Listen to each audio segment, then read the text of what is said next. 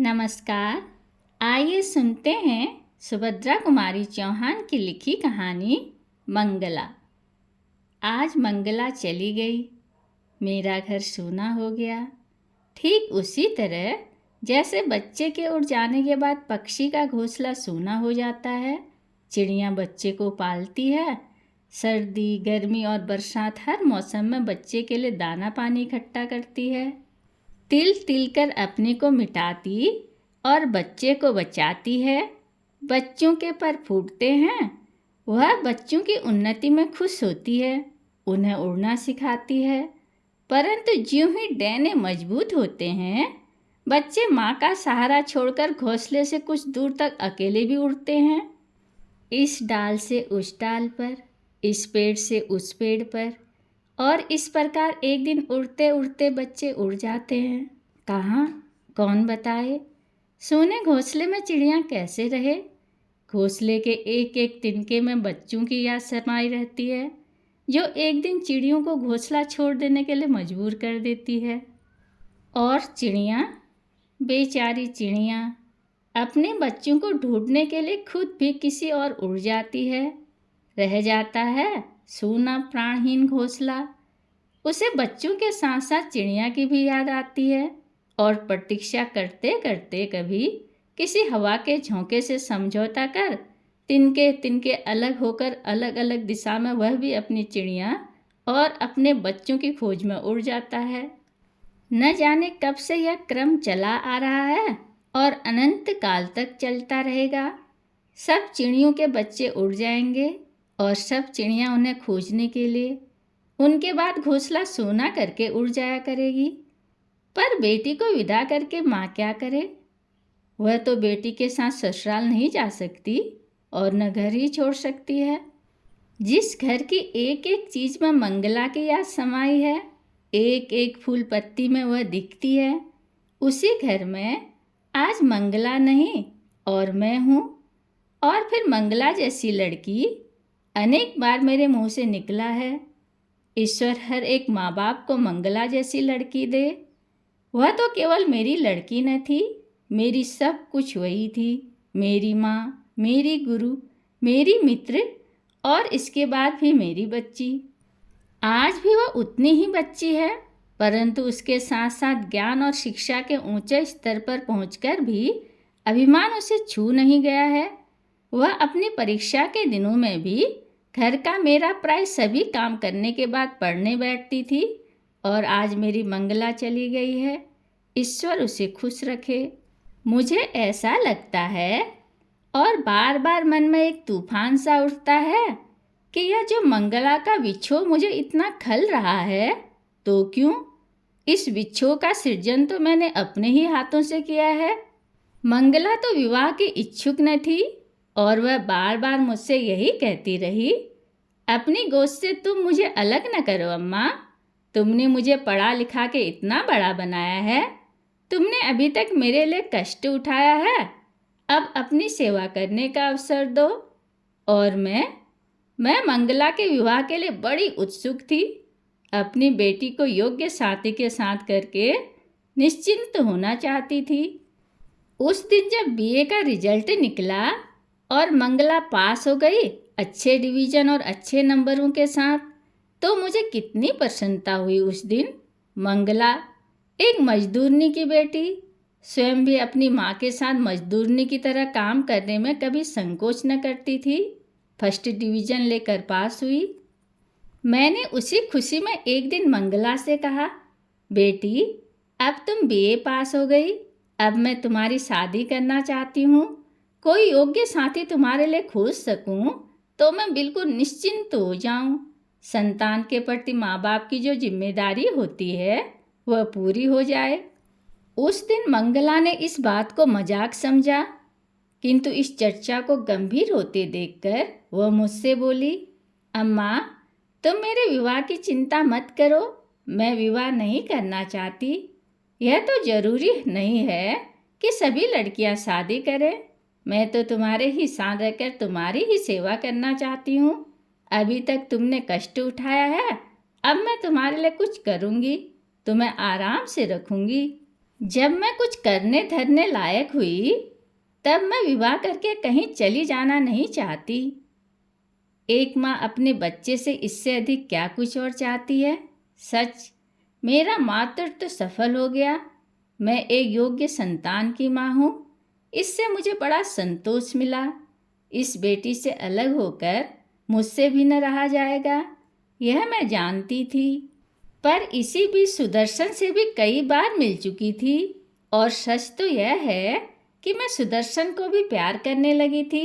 सुदर्शन मेरी मंगला के लिए जितना अच्छा साथी बन सकेगा उतना अच्छा शायद ही मैं कहीं खोज सकूं। इसलिए चाहती थी मंगला यह विवाह स्वीकार कर ले। मैंने मंगला से कहा, बेटी, मेरा विश्वास है कि शादी तो तुम्हें करना चाहिए।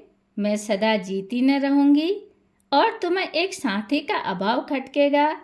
और सच तो है बेटी कि मैं तुम्हें जहाँ ब्याहने जा रही हूँ वहाँ तुम पर कोई बंधन न रहेगा।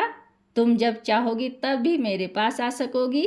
यहाँ रहना या ससुराल जाना तुम्हारी इच्छा पर रहेगा। बेटी ने लापरवाही से हंसकर जवाब दिया था, यह सब अम्मा विवाह से पहले की बातें हैं। विवाह के बाद पुरुष पत्नी को अपनी संपत्ति समझने लगता है। पति चाहे जितना पढ़ा लिखा विद्वान हो, पब्लिक प्लेटफॉर्म पर खड़ा होकर स्त्री के समान अधिकार और स्वतंत्रता देने के विषय में चाहे जितनी लंबी लंबी स्पीचें झाड़े, पर घर के अंदर पैर रखते ही पुरुष पुरुष हो जाता है। स्त्री यदि उसकी इच्छाओं को अपनी इच्छा न बना ले, उसके इशारे पर आंख कान बंद करके न चले तो खैर नहीं। पास पड़ोस के घरों में, इन शिक्षित परिवारों में जो भी कुछ होता है, यह सब जानबूझकर भी तुम क्यों चाहती हो माँ कि मैं विवाह कर लूँ? फिर तुम मेरे स्वभाव को भी जानती हो। मैं किसी के इशारे पर आंख कान बंद करके नहीं चल सकती। मैं किसी की इच्छा को अपनी इच्छा नहीं बना सकती। और सच बात यह है कि तुम्हें छोड़कर मुझसे कहीं जाया न जाएगा। तुम जिसके साथ मुझे ब्याहोगी वह मुझे अपने साथ जरूर ले जाना चाहेगा, अभी चाहे कुछ भी कहे। मैंने कहा, यह मैं समझती हूँ बेटी, पर सुदर्शन ऐसा नहीं करेगा। वह बहुत ही भला और नेक लड़का है। उसने मुझसे वादा किया है कि वह तुम्हारी इच्छा पर कभी अपनी इच्छाओं को न ला देगा। मंगला कुछ गंभीर होकर बोली, जो तुम चाहो माँ वह करो। मैंने जैसे सदा तुम्हारी बात मानी है उसी तरह तुम्हारी इस बात को भी मान लूँगी। परंतु मैं खुद तो शादी बिल्कुल नहीं करना चाहती। और मंगला चली गई मेरे लिए एक प्याला चाय तैयार करने। मैं बड़ी देर तक मंगला की बातों पर विचार करती रही और मेरी आंखों के सामने अतीत के न जाने कितने सुखद और दुखद चित्र खिंच गए। सोचा, नहीं, मंगला की इच्छा के विरुद्ध उसका विवाह न करूंगी। कल मैं सुदर्शन से साफ साफ कह दूंगी, वह धनी है, शिक्षित है, सुंदर है, विनयी है। उसके लिए लड़कियों की कमी न रहेगी। बहुत सी लड़कियां मिलेंगी, मेरी मंगला मेरी रहेगी। दूसरे दिन वादे के अनुसार सुदर्शन आया। मैंने उसे प्यार से बैठाला। उसे देखते ही मेरा विवाह न करने का निश्चय कुछ हिल सा गया, परंतु मैं संभली। मैंने कहा, सुदर्शन, जैसा तुम जानते हो विवाह मैं खुद तो करना चाहती हूँ, पर मंगला विवाह के लिए तैयार नहीं है। मुझे छोड़कर जाने की कल्पना से भी वह सिहर उठती है और विवाह के बाद ससुराल उसे जाना ही पड़ेगा। यही कारण है वह विवाह नहीं करना चाहती। सुदर्शन का चेहरा उतर गया। वह बोला, ऐसी बात तो नहीं है कि विवाह के बाद उन्हें आपको छोड़कर जाना ही पड़ेगा। जाना न जाना तो उनकी इच्छा पर रहेगा। और वैसे तो विवाह के बाद भी वह चाहे तो आपके ही पास रह सकती हैं, मुझे कोई शिकायत न होगी। मैंने पूछा, तुम्हारी माँ को भी कुछ न लगेगा? वह भी रहने देंगी? सुदर्शन बोला, अम्मा मेरे किसी मामले में दखल नहीं देती। मैंने कहा, सुदर्शन, यह सब बातें मैं मंगला से कह चुकी हूँ। वह कहती है कि विवाह से पहले लोग दूसरे स्वर से बोलते हैं और विवाह के बाद उनका स्वर बदल जाता है।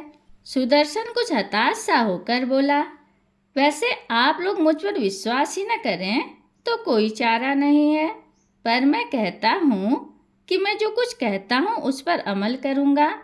आप यदि मेरी परीक्षा लेना चाहें तो मैं 20 साल तक केवल इस आशा पर रह सकता हूँ कि मंगला मुझसे विवाह करेगी, परंतु यदि यह विवाह न हुआ तो मैं बहुत दुखी जरूर हो जाऊंगा।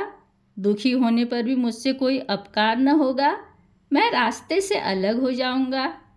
और मेरा माँ का हृदय जो ठहरा, मैं द्रवित हो उठी। मैंने कहा, अब तुम्हें कुछ कहने की जरूरत नहीं है, मैं प्रयत्न करूंगी, तुम दुखी न होगे और तुम्हें 20 साल तक ठहरने भी न दूंगी। सुदर्शन चला गया। दूसरी सुबह मंगला से चाय पीते पीते मैंने कहा, मंगला बेटी, मैं चाहती हूँ कि तुम यह विवाह स्वीकार कर लो। मेरा यह थका तन और थका मन न जाने किस घड़ी बुझ जाए। तुम किसी योग्य साथी के साथ रहोगी तो मैं भी शांति से मर भी सकूंगी, नहीं तो मरने के बाद भी शांति न पा सकूंगी। और मंगला, मेरी मंगला ने कहा, जिसमें तुम्हें शांति मिले माँ, उसी में मेरा सुख है। तुम जो चाहो करो। फिर इस प्रकार विवाह तय हुआ और हो गया। विवाह के समय मंगला ससुराल से 2-4 दिनों में ही लौट आई थी और वह 2-4 दिन काम की अधिकता तथा मेहमानों की भीड़ भाड़ में कैसे निकल गए कुछ जान ही नहीं पड़े। पर आज तो यह सूना सूना घर काट खाने को मुंह बाए खड़ा है। हर पेड़ पत्ती और फूल जिधर आंख उठती है हर जगह मंगला ही मंगला। मंगला के अतिरिक्त तो और कुछ सोचता ही नहीं। सोचती हूँ यदि मैं भी चिड़िया होती तो अपनी मंगला की खोज में किसी तरफ उड़ जाती। कहानी सुनने के लिए धन्यवाद।